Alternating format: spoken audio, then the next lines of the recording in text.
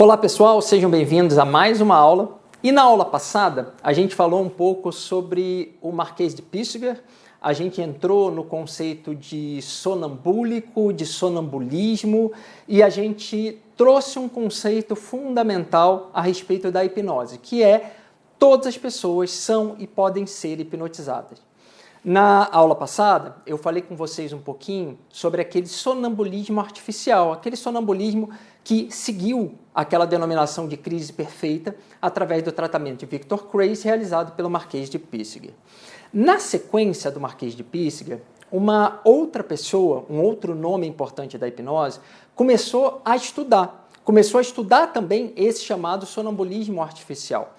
Essa pessoa tem a denominação, tem o nome de Abad-Faria. Então, Abad-Faria começa a estudar esse sonambulismo artificial e também na aula passada eu tinha falado para vocês que Marquês de Püssiger, durante todo o tempo, continuou seguindo a lógica de Mesmer, ou seja, em nenhum momento ele se colocou afastado daquele conceito do magnetismo animal. Entretanto, Abad-Faria, logo no início dos estudos dele relacionado com esse sonambulismo artificial, ele vai dizer que esse sonambulismo artificial ele não tem absolutamente nada a ver com aquele conceito do magnetismo animal. Ele vai colocar sim que esse conceito do sonambulismo artificial tem a ver com sugestão, ou seja, um conceito muito mais próximo do que o conceito que a gente tem hoje. Ele relata que ele fez testes em aproximadamente 5.000 pessoas e que todas essas pessoas atingiram aquele chamado transe. Entretanto, apenas uma a cada 5, 6 pessoas chegavam ao nível máximo, ou seja, chegavam naquele processo de alucinação.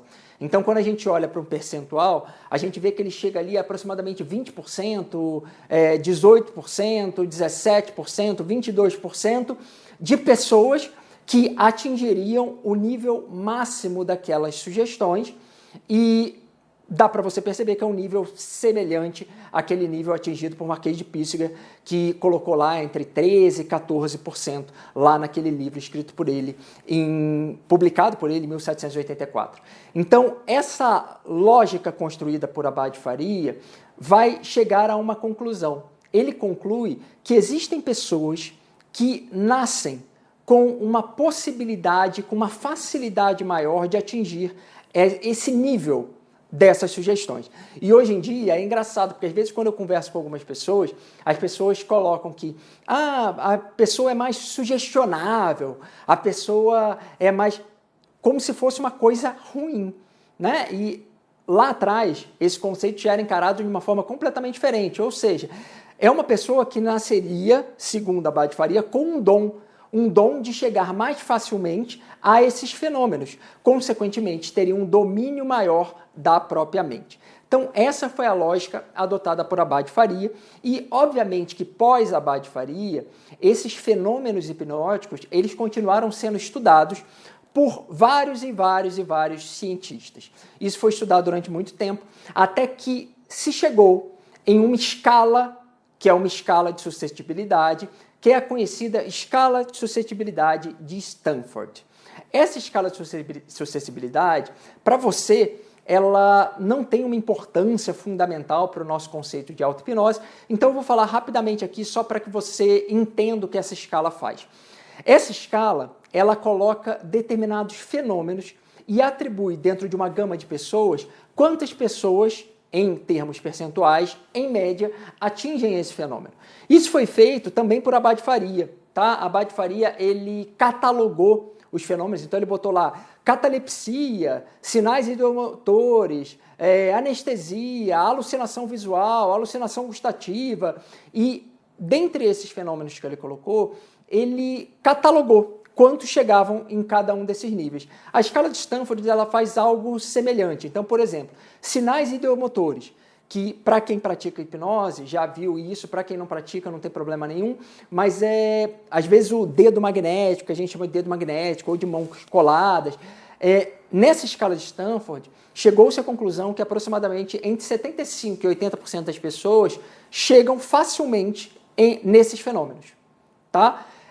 Diferentemente, quando a gente vai para uma alucinação visual, 20% das pessoas, 22%, 18%, números bem próximos daquele de Abad Faria, números próximos daquele do Marquês de Písseger, atingem a alucinação. Pontos importantes que a gente tem que colocar aqui. Essa escala de Stanford, ela vai seguir um conceito genérico, ou seja, na escala de Stanford, não tem como a gente mensurar ali o rapport da pessoa que levou essas pessoas até determinado fenômeno, não tem como a gente medir vários aspectos que são fundamentais dentro do conceito hipnótico. E mais, essa escala de Stanford não quer dizer que uma pessoa que hoje não vive nem o sinal ideomotor não vai viver uma alucinação. Por quê? Porque a mente pode ser treinada, o cérebro pode ser treinado. Então, através da prática da auto-hipnose, através da prática da hipnose, a pessoa vive e pode viver uma alucinação. Então, qualquer pessoa pode viver qualquer fenômeno da hipnose. Aliás, não é certo a gente dizer que um dedo magnético é um fenômeno mais fácil do que uma alucinação visual. A gente pode dizer sim, que dentro da lógica da escala de Stanford, dentro da lógica da escala de suscetibilidade, um fenômeno de alucinação é um fenômeno mais raro do que um fenômeno de dedo magnético. Por quê? Se você pegar 10 pessoas, em média, 2, 3 pessoas daquele nicho que você pegou vão viver uma alucinação naquele primeiro momento. Mas, provavelmente, 80%, 90% daquelas pessoas vão viver o fenômeno do dedo magnético, o fenômeno da mão colada.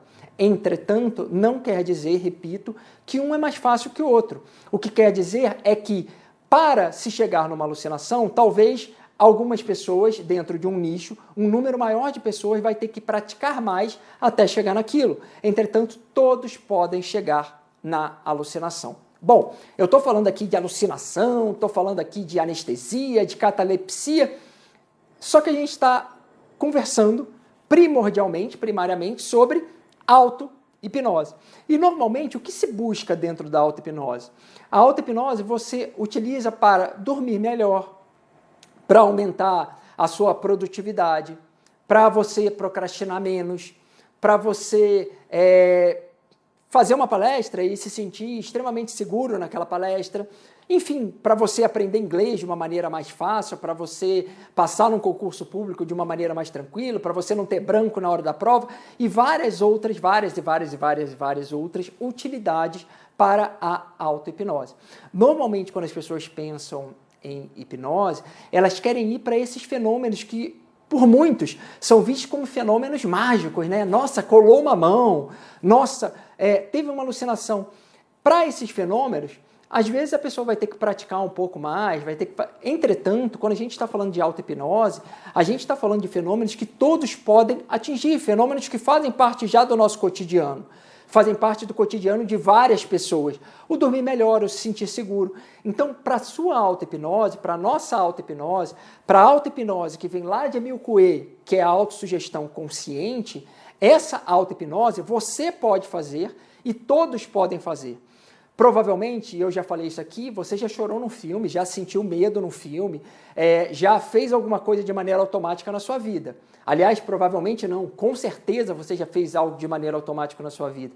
E isso caracteriza o fato de que você pode, sim, entrar em auto-hipnose.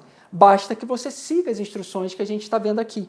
Se você fizer isso, você vai ter uma mudança na sua vida e você não precisa ter uma alucinação visual para entrar em auto-hipnose. Aliás, eu digo que é justamente o contrário. Você praticando auto-hipnose todo dia, se algum dia você quiser viver um fenômeno específico desse, vai ser muito mais fácil para você viver.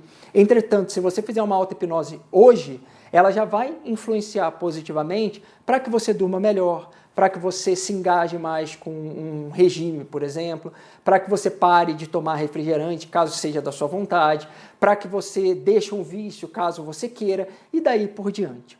Ok?